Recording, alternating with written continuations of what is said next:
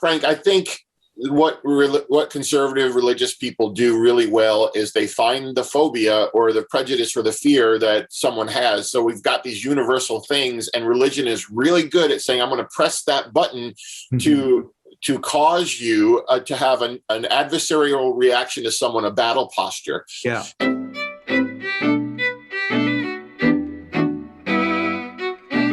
So, John, this is Frank Schaeffer. You are talking with me in conversation with Frank Schaeffer, which is a podcast, a live show, as it were, on Facebook. We go to YouTube and everywhere else. If folks who are watching this know who I am, I'm an author. They know who you are, I think. But this is John Pavlovitz, activist and author, who has a new book coming out, If God is Love, Don't Be a Jerk. John, I am a follower of yours on Twitter and on other mediums. I love your work. I love you. You and I have worked together on the road with Vote Common Good and some other projects. We are friends. First of all, I want to ask you, am I correct in saying your book's coming out September 28th? That is correct. It is. And people can pre-order now on Amazon and drive the numbers a little, I think. Yeah, it's always wonderful to get that early support. You know how that works. The more people it gets pre-ordered by, the more people then Amazon shows it to. And, you know, you can get it on all their book vendors too, but that really helps writers just to be seen by people.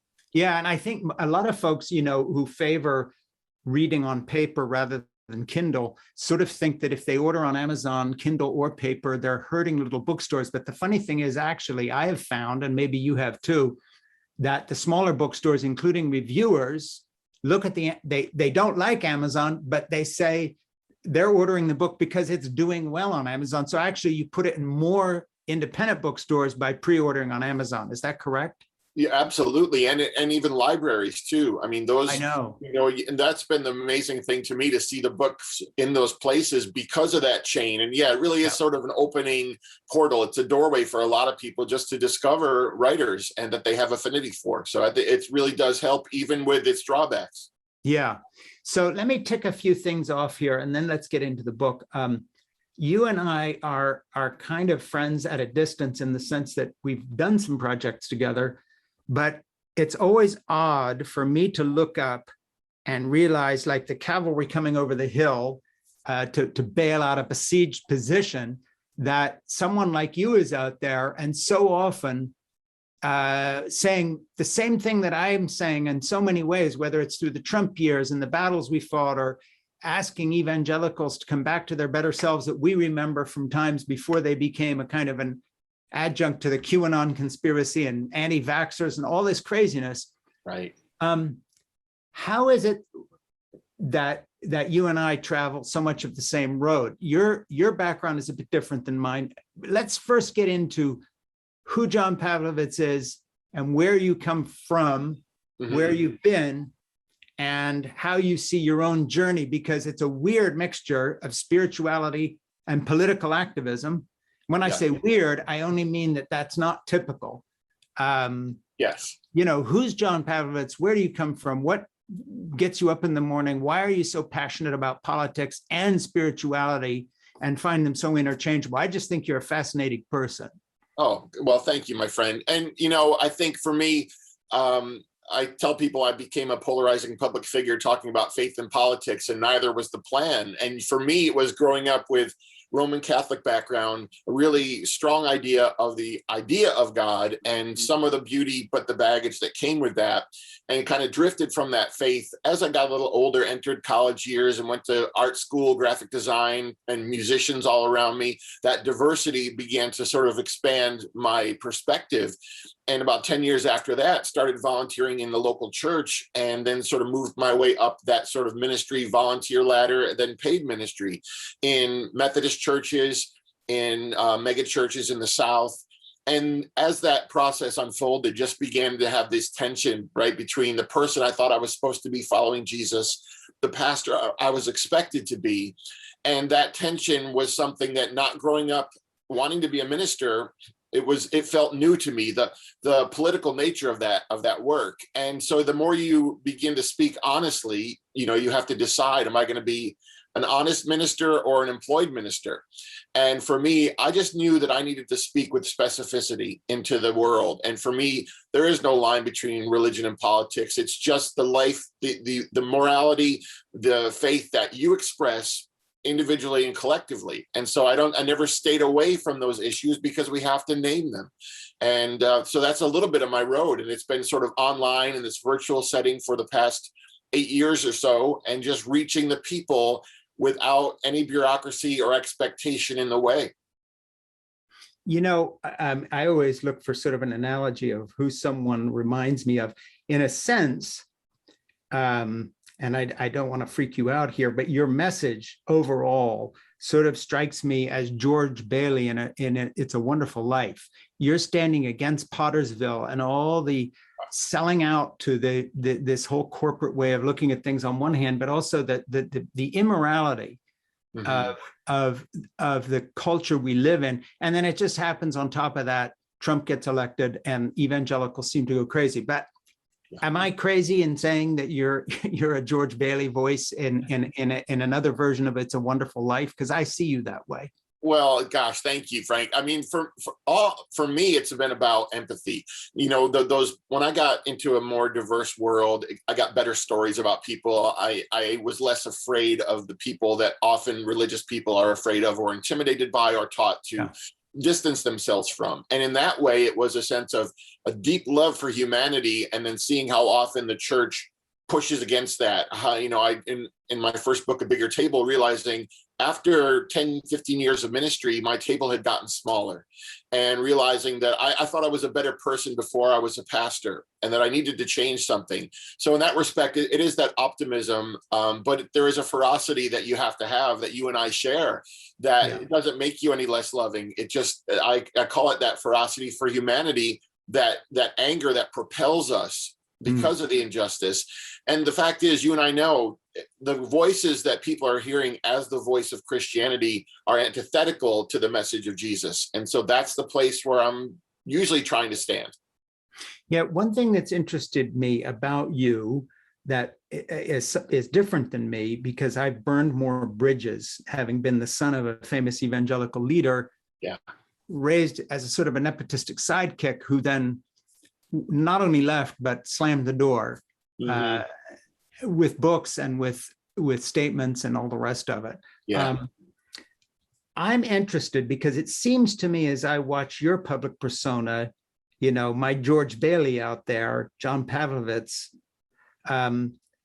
you still have a following amongst people that I think regard themselves as evangelicals. I don't mean all evangelicals or mainstream, but I think there are a lot of people, particularly younger people following you, who are struggling with their faith, but trying to maintain their identity as to put it in the terms I grew up with, a Bible-believing evangelical Christian. Am I wrong in that? Or because it seems to me that I observed that.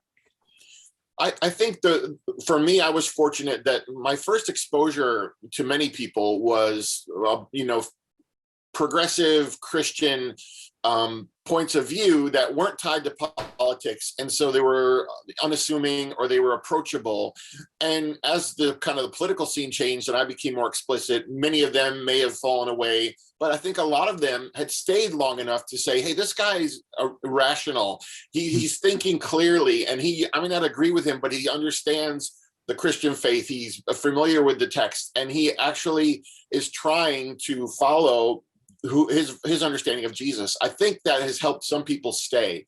You know, for me, it's always been about, I've written about a kind of a disparate group of topics. So I've written about grief and politics and religion, and you'll get an influx of people, and maybe 80% of them will stay and 20% will leave. But I have this really interesting, you know, congregation of sorts. So I'm hoping that Christians, many of them, are still listening, because that's the goal. It's just saying, hey, if you're going to do this thing, maybe reconsider the way that you're doing it. Yeah, it seems to me in that sense, in terms of who you are, you know, I've talked about the George Bailey thing, but a little less fancifully, I think you share some things with what I might call the kind of transitional or slightly earlier Rob Bell. Because there was a point when he was doing something similar. I mean, I could see him a number of years ago having written a book, If God is Love, Don't Be a Jerk. Now you've written it, but wasn't that the message that kind of got him in trouble with his big mega church in Grand Rapids when all hell broke loose? He started being more inclusive. Yep. I think now he's taken a different path and is a different person altogether. But I think a number of people like you and Rob Bell have started down that path. Now you've gone in what I think is a different direction with your political commentary. How do you see that parallel? Yeah, there certainly are. And, reading Rob, decades ago, and Brian McLaren, and being exposed to you, I always say you all paved my way to ministry termination. But for me, it happened when I reached the public consciousness of any kind. I was already gone from that thing. So I never had to worry about holding on to a job anymore. And I think that the way that that's helped me is I never felt like the principal was going to call anytime soon. And I think Rob and many people have that moment where they have this community of affinity where they've grown up or they've done ministry, and they realize there's a pulling away and a severing. So I had the freedom to just say, hey, here's where I am as a individual human being, and inviting anyone to come along. And that was the thing about it when I first began writing and got some exposure. My old mega church, I lost, obviously, as you know, hundreds of those people, but so many of them said, hey, thanks for giving me permission to ask these questions, to wrestle with this, because I thought the pastor would never say something like that. And so the journeys have been similar, but I just didn't have that. The severing began right away with me, and I was sort of a free agent, a free entity. Your new book, If God Is Love, Don't Be a Jerk, comes out September 28th. People should pre-order it. In the meantime, give us a kind of a thumbnail of the book. What is it about? And what is the thrust of the book? How does it speak to this particular moment, post-COVID, post-Trump, as evangelicals lose their identity in one way and become this kind of offshoot of a hard right politics? Fit the book into the picture of John, that people have of you in terms of spiritual guidance on one hand, but on the other hand, a tough political voice and anti-far right on the other hand, if I could put it that way. Where does this book fit in? How are people going to see it? How do you see it?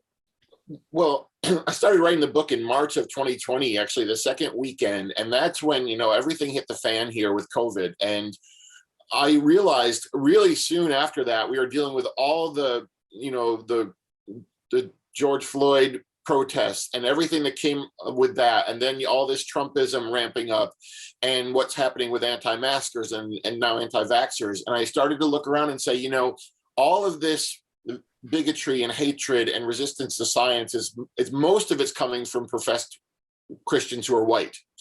And I felt like the book had started out, was going to be this sort of diagnosis of this toxic religion. And it's still somewhat that, but I realized I needed to speak into the moment, the fear of the moment, the grief of that time, and the time that we're still in. And the heart of the book is really, if you're a person of faith, morality, and conscience, the fruit of your life has to be more empathetic, or your belief system is wrong. If you're a Christian and you have less diversity around you and less kindness, and your life is yielding less compassion, what's the point of your actual religious tradition and your faith walk? And I think religious and non-religious people can understand that. They're either inside it or they're in relationship with that toxic Christianity. And right now, I think more people who say, I've got these prompts in me, need to be able to express them, because you and I know how well the left has yielded the idea of spirituality to the right. So I'm trying to just open it up again and say, hey, you can rethink this. And so that's a little bit of, what burdened me to write. Yeah, tactically speaking, I see something that I don't think a lot of my friends who are in the progressive movement on a more secular side understand. And I brought it up with Representative Ted Lieu of California when I interviewed him a little while back on this. I'm going to call it a program, which is a big word for a little podcast on Facebook, but okay, we'll call it a show. Yeah. And Ted, by the way, credited Vote Common Good that you and I were part of with helping to flip the House in 2018. So we got a nice pat on the back from him. But I brought this up with Ted and he agreed. He saw the point, but he didn't have any solution. And I'm going to see if you can go further. It seems to me that, and this is a total diversion from our topic on the book, but we're coming back to you.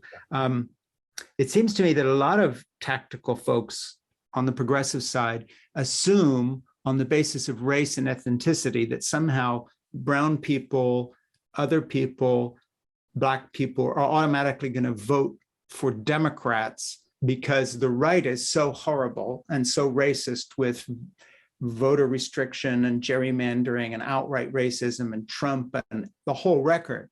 Yeah. But here is the catch. A lot of those folks in the Hispanic community, particularly, not to mention even the Black American church experience, are actually very socially conservative religious people. Yep. And white evangelical leaders like Ralph Reed, Franklin Graham, and these other people get to these folks with the lingo of spirituality, sort of Wizard of Oz, pay no attention to the man behind the curtain, being right. racism, our xenophobia, our hatred. You know, Mexicans are rapists, to take Trump's words, that kind of thing. Pay no attention to that.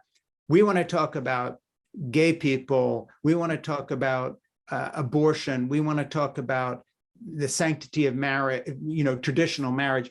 They get in the door with a social agenda of culture war topics. And I think the left has really underestimated the need to speak to religious values from a progressive point of view. And they are going to lose elections in the future unless they get on board with this and instead do what you do so well, which is say in your book, God, if God is love, don't be a jerk. Look, our tradition is not inclusive and open, and our tradition is loving, and it represents the best of Jesus Christ.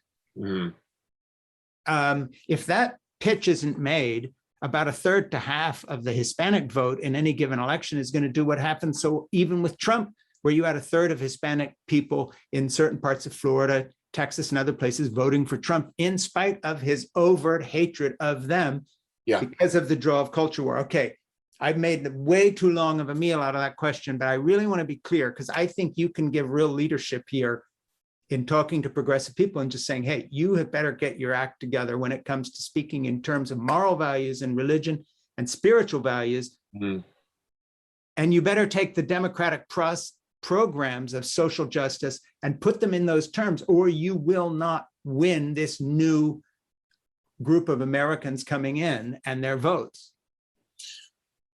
Yeah, Frank, I think what conservative religious people do really well is they find the phobia or the prejudice or the fear that someone has. So we've got these universal things, and religion is really good at saying, I'm going to press that button to cause you to have an adversarial reaction to someone, a battle posture. Yeah. And so if that phobia is gay people or the killing of children, they're going to find that and they're going to exploit it. And what I try to do, and with the book, but with my work, and I know you do it, is say, let's peel back the idea of the word pro-life, for example. And well, for me, that means you should be for humanity. And conservative Republicans are not for humanity in a million different ways. And so we have to talk using their terminology and express it in a really precise way, because I can say I love children and they would say they love children. And I say, here's what that means for me legislatively. Here's what it means to me in the way I vote. And my faith is brought to bear upon how I vote. And I think what we learned in Vote Common Good was there are people who are a slave to the way that they think they're supposed to vote because that was the way that God wanted them to vote. And so now I think progressives are going to have to say, hey, well, many of us, I'm a human being of faith and morality. And because of that, not, you know, that's not going to get in the way, not despite that, but because of that, that's why I'm voting this way. That's why I support these candidates. Until we do that, we're going to slowly yield the floor to religious people, even people who they have very little commonality with. You know, Republicans don't have the best interests of people in mind, and yet they're fooling them into because they got that God party that they're going to invite them to. Yeah, I mean, it's something that I've been talking a lot about because it's the subject of a book of mine that comes out in November, which I'm not going to talk about because this is not about my book, it's about your book. But I want to point out something, and that is that back in the 70s and 80s, when my dad and I were crisscrossing the country with Dr. Sierra Koop, who became Ronald Reagan's Surgeon General, in our anti-abortion crusade that we launched through the film series, Whatever Happened to the Human Race, I look back now and realize we were selling fake family values that were really just a packaged misogyny under the rubric of a pro-life rhetoric. And I have bitter regret about that. And I'm writing in my new book about that. And I'm trying to undo some of the harm. It seems to me that, for instance, if you were pro-life, you would have a social and legislative agenda that would make sure that, for instance, we in this country do what is happening in places like Iceland, where if a young woman gets pregnant in high school, she's given a stipend to live on, guidance, help, childcare so she can have the baby and finish school, a place to live afterwards, and all the rest of this. And we call that socialism. And so in essence, what we do is we give people a choice and we say, have an abortion or keep the baby, and we're not going to do anything for you. In fact, you can choose the abortion or ruin your life, because the real mentality in America is the corporate mentality that says the bottom line here is not morality, it's shareholder profits. And if you want to do that, then you're defined by your career, you're defined by your job title and educational status. You know, unless there's that agenda, and I know you and I agree on that, the hypocrisy of what I was doing in the 70s and 80s is really a burden to me. It was awful. And it was very unfair, because Jeannie and I, my wife and I, she got pregnant when we were 17 and 18. We were living in this little fundamentalist community that provided not just the medical care and the bills being paid and a place to live, in fact, was socialistic in the name of Jesus, as it were, without even talking about social welfare.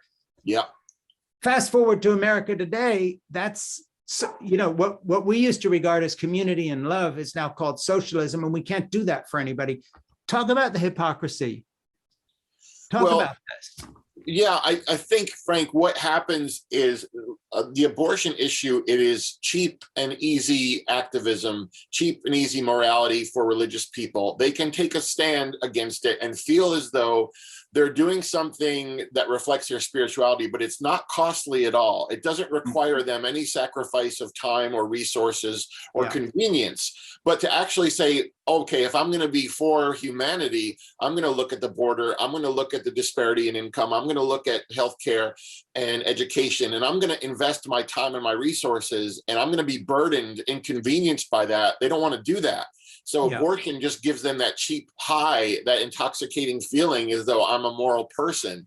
And that's really at the heart of it, because the more you peel back, not only do they want someone to have that child, but they want them to be penalized, because they're going to judge them for their immorality. They're going to judge them for not working hard enough and taking assistance.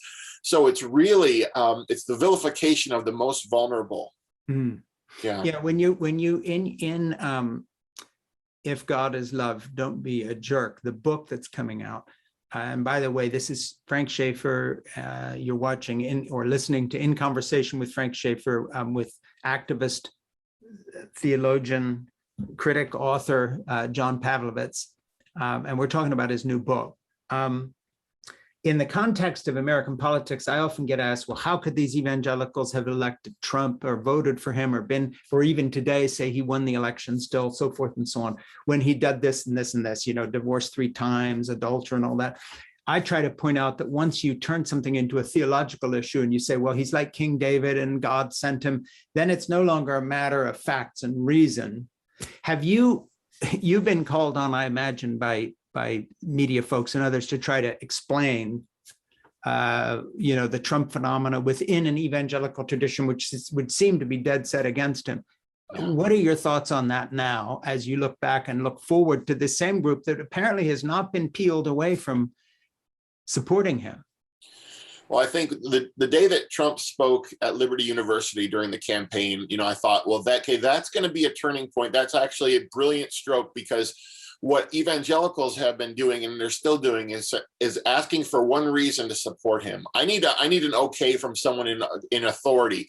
You know, evangelicals are big about that authority. So you get Franklin Graham and you get Dobson or whoever it is saying, hey, not only is he a great candidate, but he's a Christian and he confessed to Jesus. Well, it almost flips a switch in them that everything else is going to be secondary, because now the story in their heads is Donald Trump and God are synonymous, and it doesn't matter how their lives are expressed or their politics are expressed.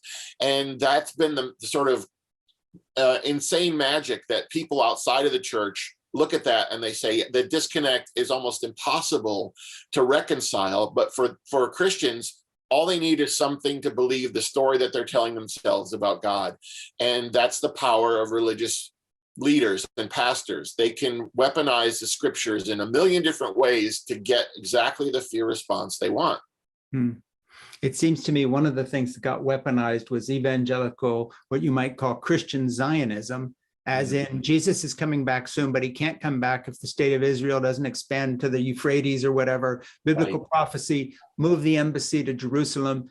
That Trump was given a kind of probably a list of stuff that I'm betting he'd never thought about until people like Ralph Reed and Franklin Graham sat down with him and said, look, if you want us to give you the ground game, which is our churches and pro-life centers, because you don't have one, we'll give you that if these are the judges we want put in office. And oh, by the way, we're leading folks who think that Jesus's return depends on where the embassy is and all this other stuff in Israel. How do you see what happened with Franklin Graham, Ralph Reed, these other guys? How much of a nefarious sort of not conspiracy?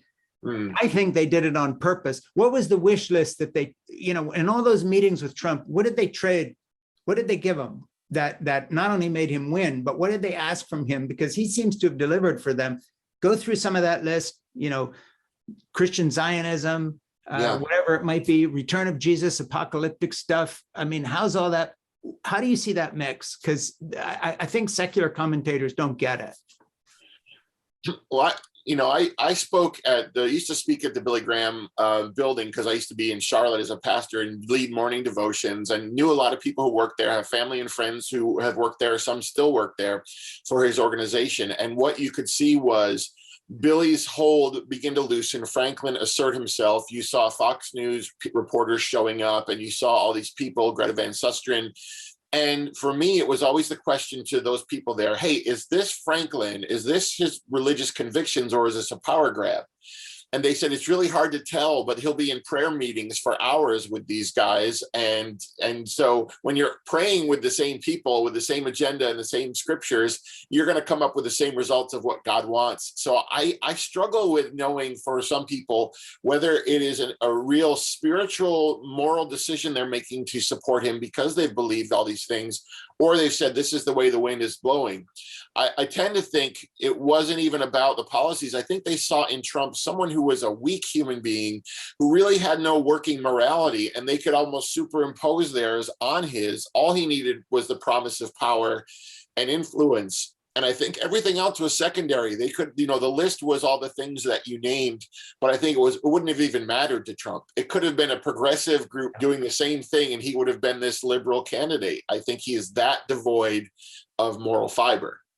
Yeah. And what he just wanted was the spotlight and to win. Yeah. Whatever it takes, I'll get there that way, and would, change on a dime. We don't have to belabor this, but I think he delivered very well for the white evangelical nationalist movement. I mean, they got exactly what they bargained for. And you having this history of really understanding this was, this thing is a dying dinosaur, this white evangelical thing, but what Trump did was he gave it its last gasp of power and influence, and it's making the most of it. I think had he not won or been given the election, or however you want to view it, the story would be this ever dwindling thing. And right now it just has the voice and the microphone, and it has the stage. And that's what we need to figure out, how to make sure that doesn't happen in 2022 and 2024. Yeah, it seems to me, because back in the day with my dad, I was in at the beginning of a lot of these things. And people like Ralph Reed got into politics because of my father's book, A Christian Manifesto, and some of my activism as well.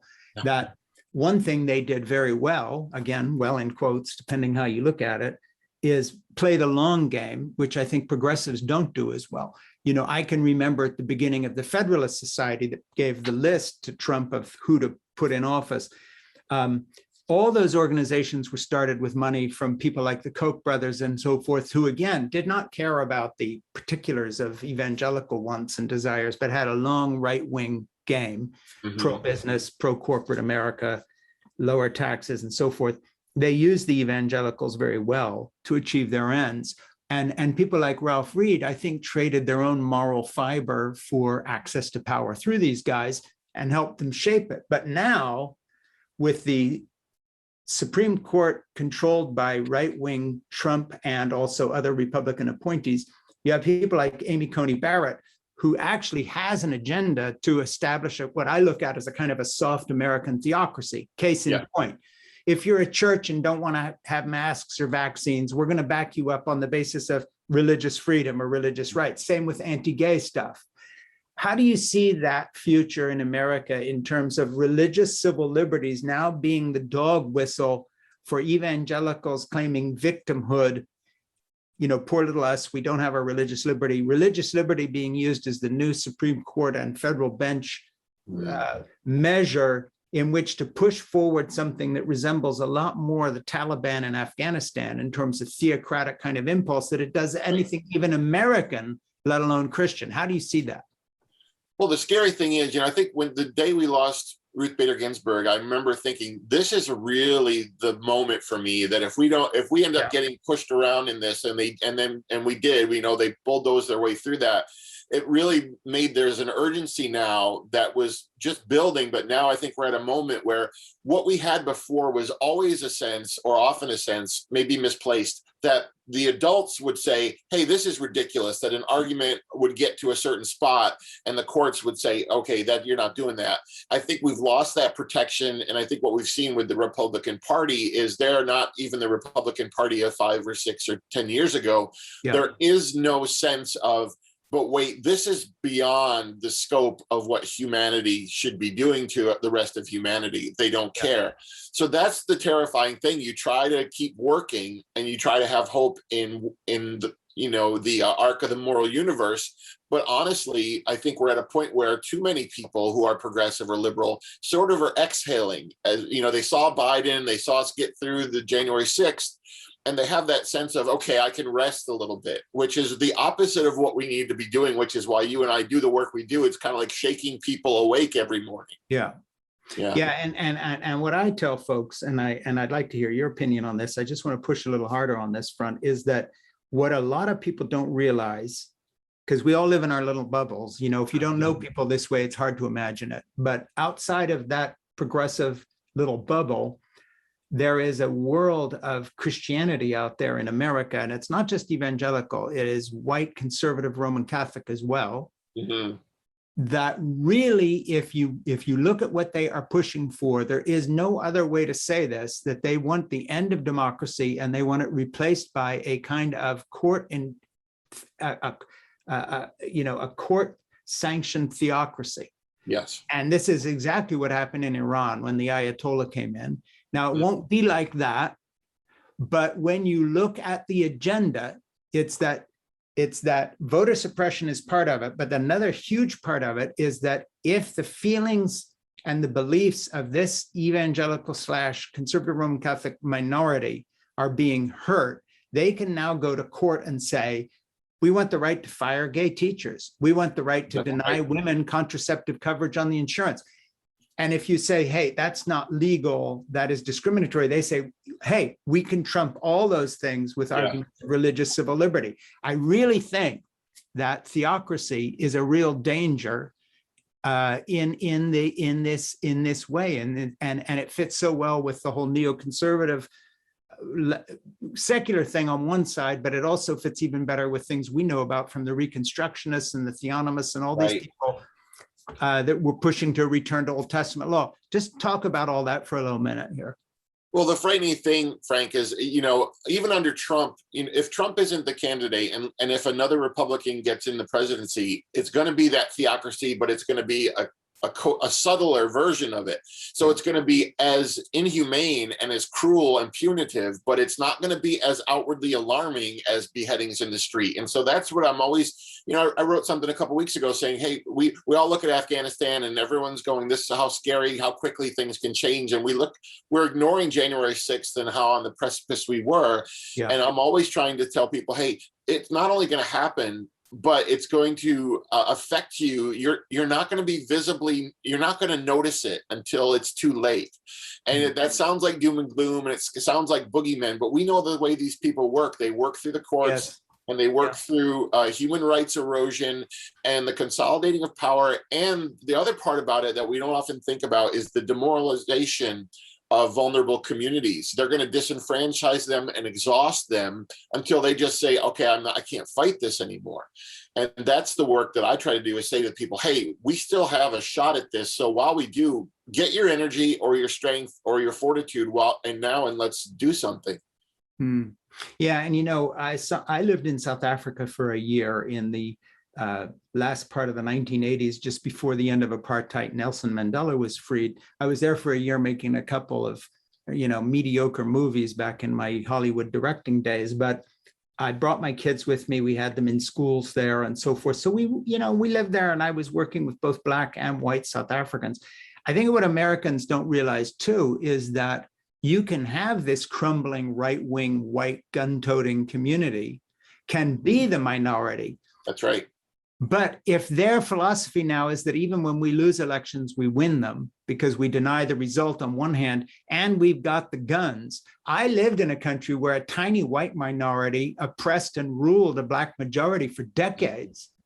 And yes, in the end, it came to an end. But this twilight of the white right-wing community could be a 30, 40, 50-year twilight. That's right. And it would. Yeah, go ahead. No, and that's the thing. We can look at it historically and say that it's on the decline, but right now we are living in that age. And so really, for this place in time in the history of this democracy and of this planet, it's a perilous place. And it's really, no one wants to think in those terms. We all want to look back retrospectively at history and say, oh, look at all these horrible things that happened. But we miss the fact that we're not guaranteed. A minority who is terroristic and who has no moral fiber, they can do and will do a lot of things. And I think progressives are by their nature a little bit less confrontational. Maybe they're not going to take guns and go out into the street and harass people. And that's going to be a rude awakening when that happens more and more, if we're not protected by our politicians. Well, when you see open carry and people carrying weapons to government buildings while other people are conspiring to kidnap a governor, and then thousands of them converge on the US Capitol. Right. This is not paranoia to put all those things together and say, hey, this is not good. And then when you have a president who won't acknowledge defeat, and then his minions go in Arizona and Texas and other places to these absurd lengths to sell their lies, even the right-wing courts couldn't go along with that. But those same right-wing courts are not going to back up our democracy. They're not on the side of voting rights. Yeah, I mean, that was the only thing I think that saved us in the election there was such an incompetence by the people who were supported Trump that, it was almost laughable to support that. But every other thing, they are acquiescing, or they're giving Trump and the Republicans what they want. And I think, the last couple of months has been really alarming to me, doing the work I do, because as well as I, it's exhausting to do this all the time and to pay attention to it's so many fronts, and that's by design. And the average person is just saying, hey, I just want to get through this, COVID. I just want to be with my family and do this and do that. And you need to have both of those things. You need to have like your book, you need to have a well-structured, whole, beautiful life, and you have to have an involvement in the community that you're a part of. Yeah. Before we go on any further, I just want to mention again, this is In Conversation with Frank Schaeffer. You are either watching on Facebook Live or you're replaying this on YouTube or somewhere. Plus, this will be in my podcast. I'm talking with an activist and friend of mine who I really respect and love, John Pavlovitz, who's got a new book coming out, If God is Love, Don't Be a Jerk. I predict this book will be a bestseller, by the way. Great title. Your titles are getting raw, more and more raw and straight up. I mean, we're like 2 books away from You Are Jerks. End of title. No, I'm done with you. I didn't want to use the word jerk, but it was the only thing they would let me use. Yeah, I'm sure there were other words you could consider, but hey, before we plow forward into more stuff, I just want to note that you're in the middle of a medical thing right now. You've got some surgery coming up or scheduled. Just tell us a little bit about that. I know you've gone public with it, and I checked before we talked here that this is okay to bring it up, but I don't want to pretend nothing's going on. Just give us a tiny little thumbnail update on your health situation. Sure. Yeah. I had COVID a couple of months ago and really just wasn't feeling great after. Just had this fatigue that lingered and no other symptoms. And so the doctor did some blood work and said, oh, this looks a little funky. I have this idea that this is what may be causing this. So let's do an MRI on your brain, which begins to set off the alarms in you. So they did that MRI maybe 3-4 weeks ago. And then they found a tumor on my pituitary gland at the base of the brain. And there were a couple varieties that it could be. So they did further blood work, and it turned out to be a variety that is kind of dangerous to your system with hormone producing stuff. And so they said it's got to be removed. So I'm in the process of this afternoon and over the next couple of days, getting all the preliminary stuff I need to do with the doctors and getting a surgery date and just getting this out and starting recovery, which, could be 6 weeks. It could be months. It depends on how the tumor is when they get in, how easy it is to remove, and how my body responds. And so, I invited it because that's what I do. I invite people into life and we talk about the things that matter. And so this is not a political thing. It's not, but it is about the human condition. And I just wanted to let people know not only about the reality of it, but the fear that comes with it and the way that you can say, hey, I'm going to transcend my circumstances by just seeing what is and then how we deal with what is. So, yeah. And the context of all this happening, of course, is as a father and with your family. Just tell us a little bit about what you would tell and have been telling your kids and how old they are right now, and just bring us up to date on the family situation this is happening in. Right. Well, we're going to be married 24 years this month, Jen and I, and I've got Noah, who's 16, Selah, who's 11. And we sort of knew slowly, okay, there's this blood work. So we let them know. And then, we talked to them, oh, here's what it could be this. And even if it is this, there are 3 different possibilities. So we all just kind of began preparing. And then it was just a matter of waiting for the results. And they're amazing kids and they're resilient and supportive. And so it's just about now, okay, that's the what. And now we're going to figure out the how to get through this as best we can. So you just try to keep them encouraged. I remember being that young, I could have been, involved and astute and understand, but I was still terrified it was my dad or my mom. Sure. So you kind of want to keep reassuring them, hey, here's what it is, but it's okay. And that was what I said when I came home the other day. I said, it's a tumor. We're going to get surgery. Everything's going to be great. And that's really what I believe. We all have our stuff. And that's part of this is just saying, it's not unique. It's not exceptional. It's not, God is not doing anything to me. It's just, this is the reality of what's going on in your body and fix it. So that's what we're doing. Well, you're fortunate that they stumbled across it when, in a way that wouldn't have happened unless you had some other things going on. So that's a good thing they found that.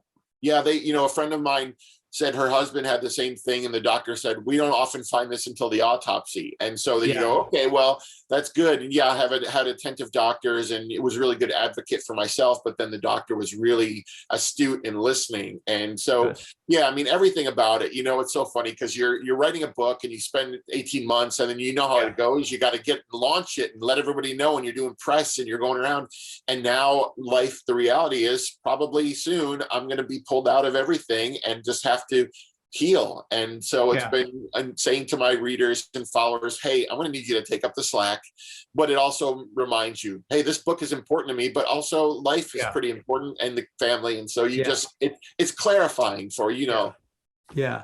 When your book comes out as an author to another author, and I think I emailed you this, but I can just tell you, I know you're going to be a little out of commission. What I will do is that when I'm talking about my book, with whatever opportunities come up, I'm going to have a copy of your book handy and talk about it. I will be your surrogate. My book comes out November 2nd. Yours comes out in September.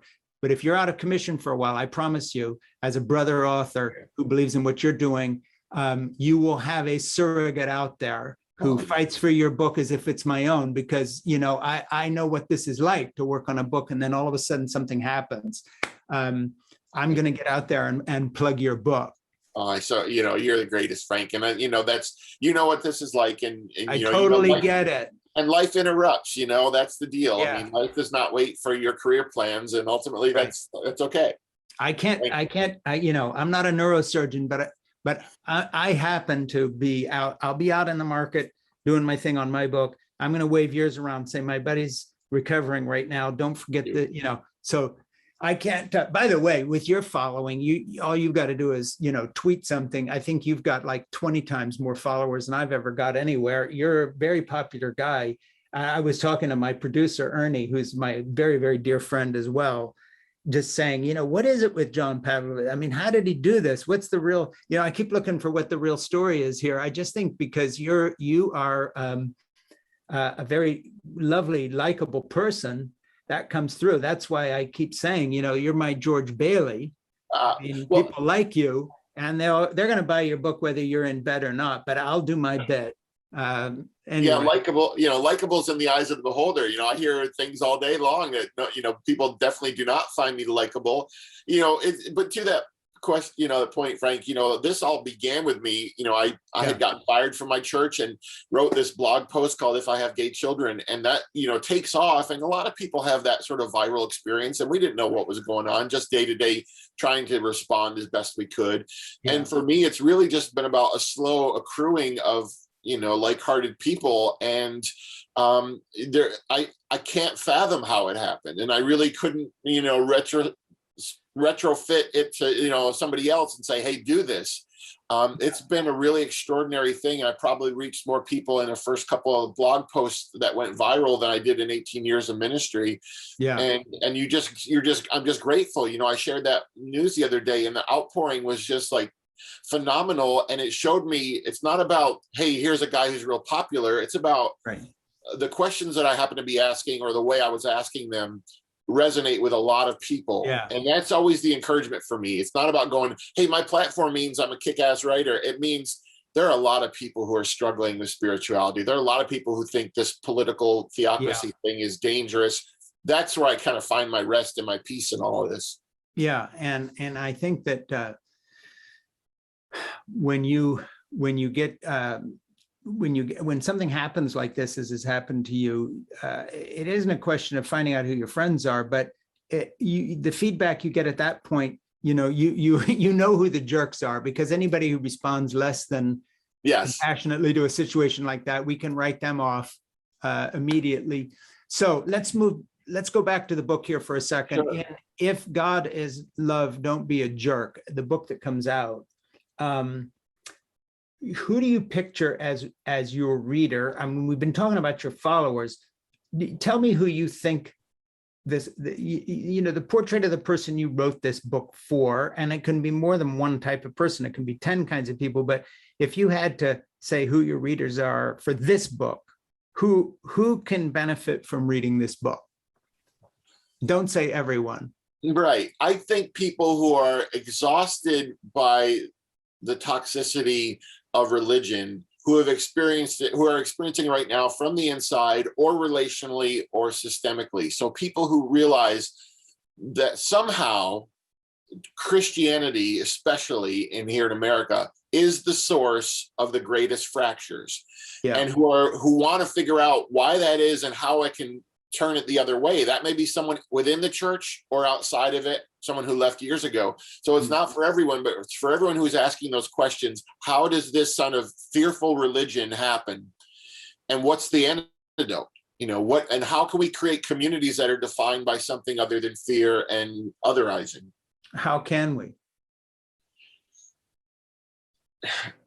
I think, Frank, I call it to the community of the convinced has to be louder. So you and I and the people who follow us and read us, they may not all be Christian, or they may not have a religious worldview at all, but they come together around this idea of our shared humanity. But I think we don't have those visible entities and moments that the religious right does. We don't have those things where people say, where is the progressive Franklin Graham, or where is the progressive the Hillsong Church, I'm just using examples, we don't have a lot of expressions of our disparate spirituality. And we have to figure that out, because the people on the right, they're sort of deprived of imagination anymore. They don't even understand that there's a better way that you can express your spirituality. So we've got to show them that. And that's the tricky part, because we are going to shun the power holding that the religious right is famous for. But how they've done this, you know as much as anyone, this took decades and of accruing power and alliances. Progressives don't want to do that. So we've got to figure out, how can we be visible in the world in a really powerful way to move people emotionally or intellectually. Have you got any ideas on that, on the how part? Like the only way it's worked for me was, I mean, in the work that I do, if I go and I give a talk somewhere, the arrangement of people is so across the board, but they're all there. There's one woman, we did a weekend retreat, and everyone's coming in. This is a couple of years ago now, but you know how it's like a party, you're hoping people will actually show up, and we're kind of mingling, and this woman bursts through the doors and she says, "My people." And I said, "You're in the wrong room. It's actually down the hall." But the idea was, she knew enough about what I believed in to say, I'm going to be comfortable here, and I'm all on board with this group of people.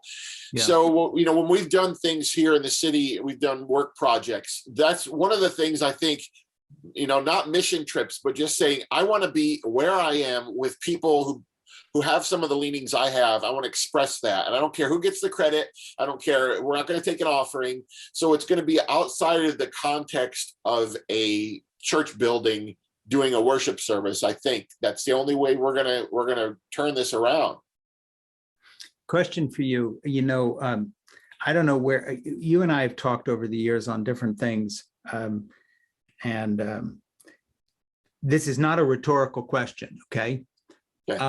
How is it, knowing what you know and your view of where evangelical Christianity has gone, and also your own journey out of a sort of a more conservative type of Christianity, how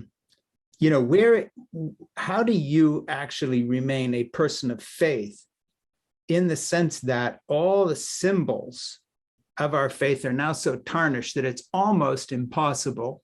Yeah. For instance, I find myself admitting, is the way I would put it now, that I pray. I find myself admitting that when my grandchildren are vaccinated, Lucy's vaccinated now, she's 13, but when the little ones are vaccinated, that I care for every day as their primary caregiver, by the way, which I've been doing now for 12 years. People ask me what I do, right, or blah, blah, blah. I actually spend more time with my grandchildren than anything else. I've done all the little child care for them, along with my wife, Jeannie. But, I take them to church. But given the state of everything, it's hard sometimes for me, even to myself, to articulate why I bother with what I might call religious faith, let alone belief in Jesus, let alone any theological constructs as Jesus of the Son of God or any of this. Where are you at on that? I mean, what do you personally do to remain spiritual, and or do you identify yourself as a Christian? If so, how does that work now for you personally? Forget the public stand. You, in the quiet of the night, praying about your tumor, who do you think you're talking to, and what do you think will happen? I'm talking to my neurosurgeon. For me, Frank, really, the book was originally titled Unboxing God, because it was the idea that, okay, I've been slowly taking this thing, the container was too small. And with that, I think in the work that we do, you have to fight with and for your faith tradition simultaneously. And I think I've always been doing that, saying, I've seen the beauty in this thing. That's what keeps me going. But I know how much damage it's doing. And so I'm trying to weed that out. I'm a theological mutt at this point, but I get up every day saying, hey, I've seen wondrous things that I can't explain, and I can lean into art and music and food and say there is something else happening here that kind of ties us all together. So I don't worry about, as people say in the book, what are you now? And I said, I'm not concerned with that. I'm just concerned with how I am. And so for me, God is in the shoreline, and God is in a really good piece of lasagna that I made, and God is in the, the smell of my kid's head. And so it's like, that's enough for me right now. I don't need to name it. I don't think it's really even possible to quantify what it is. And so some days I can, I remember praying, and at one point, I remember a couple of years ago, and now quite a few, and I was praying and I was using the language, like flowery language, trying to impress God, who would have made language anyway. And then I stopped and said, God, I don't want to pray right now. All the reasons I don't want to pray, all the struggle, why I believe what I believe, why I don't believe what I don't believe. I'm going to say, you're okay with this. And that's my prayer. And so there's just an honesty that you have, there's a peace you have about who you are and where you are and when you are. And I'm okay with it. That's what God is. God says that's okay. And that's the best I have right now. Yeah, that's interesting to me that you use that phrase. You blew by it really quick, but I want to go back to it because it's a really good phrase. And that is that it's right to fight with your faith tradition and for it. Fight with it, push against it and for it. I like that paradoxical kind of approach. I wrote a little book a few years ago, Why I'm an Atheist Who Believes in God. And it was the same sort of paradoxical approach. Look, I'm an atheist. I also believe in God. You got a problem with that? Or do you want everything in neat little packages? Real life is more paradoxical and full of uncertainties, isn't it? It is. And, I read a lot in the book that this tyranny of certainty, that we prize certainty, but there's really something admirable about saying, I'm not even sure. And maybe I wake up on Tuesday and I'm fighting with my tradition, and Wednesday I'm fighting for it. And it's okay, because what I'm doing is admitting the incompletes and the unfigureoutable stuff. And so when you can have rest in that, it's really disconcerting for a lot of people around you. So that's what I've often found. I don't have a problem with my idea of God, but certainly a lot of people are threatened because it triggers them, it causes them to ask questions or, challenge their assumptions. And so that's part of this too. The people who are affected by our bigger idea of spirituality. Yeah. And going back to what we were talking about, I think that kind of certainty addiction is where all the trouble starts. Yeah. Because when you embrace paradox as not a way station to a new certainty. That's right. But rather the way things actually are, you have a completely different view of life, because to be uncertain and to see the paradox in things no longer becomes a threat, as if somehow you always need to find that new certainty. And I think that's the disease of a kind of a misplaced faith that now has, completely derailed the evangelical movement. Right. They were like, they call it deconstruction all the time. And I would say it's more like demolition. But for me, it was talking to people in this state of existential crisis. I just say to them, listen, whoever you admire as the most spiritual or most holy, they have exactly the same questions and misgivings. Franklin Graham is no more sure of these things than you are. He has an occupation where being sure is an asset. And so he's going to appear that way. But every one of us reaches those moments where we say, I'm not sure this makes sense, or I don't understand this, or this conflicts with this.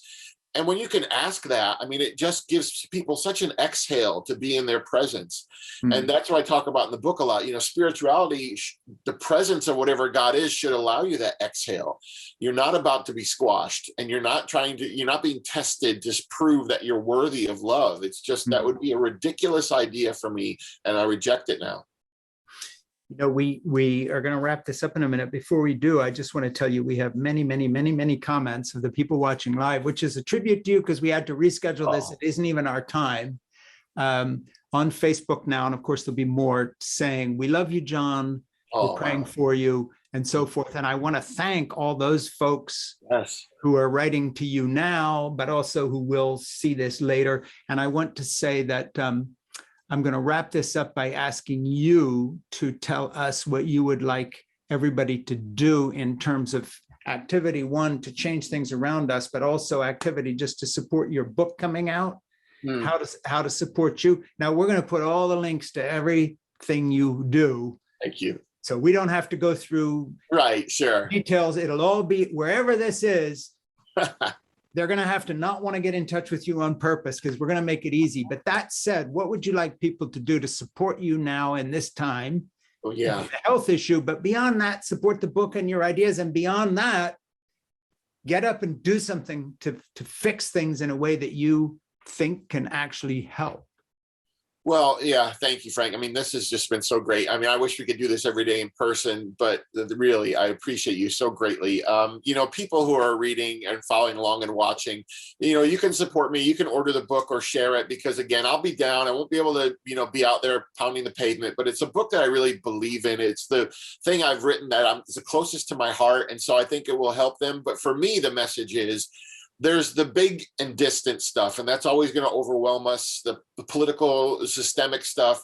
I think the big and distant are where we get trapped. What we want to do is live in the small and the close. So I can't change systemic racism, but I can begin to alter the community where I live, the church I'm a part of.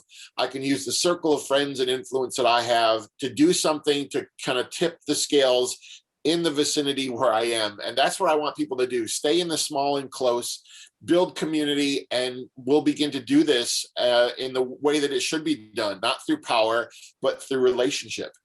Well, listen, I'm going to wrap this up in a minute. I will give you the final word, but I'm going to do something here that I haven't done on any of my podcasts or any of these, and I probably won't again, but I want to tell you that, as someone who rationally is an atheist, who also prays and feels there's a shape to my life that has a supernatural element while not being able to explain it because I embrace paradox.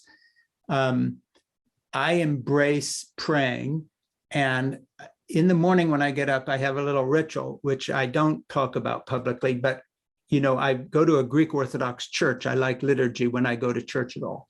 And so I pray a very typical prayer, and it goes, Lord Jesus Christ, Son of God, have mercy upon me. And then I say, Lord, I offer you this day. I do this as I come down the stairs, and I say, I pray for Jeannie, that's my wife, and then my kids and my grandchildren, Jessica, Francis, John, and I go through the whole list and my grandchildren. Yeah. I run out of steps where I get to the last prayer for my granddaughter-in-law, my oldest grandson who got married. There's one step after that, and usually I pray on that step for my home, protection, and so forth. It's very traditional. Until you're past this thing, I'm going to add you to my family list, not in any sense knowing what that means or does, but you're very close to my heart. I will pray, excuse me.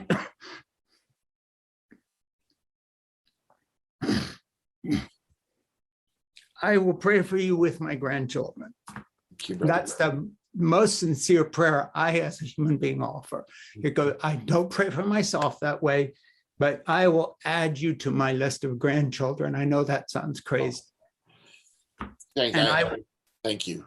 Yeah, and I mean that from my heart.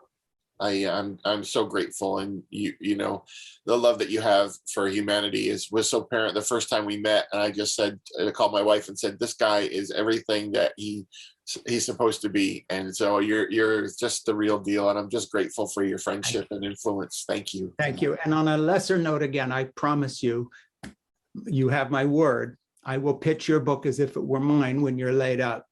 So God bless you. And I love you, John. And I love your family.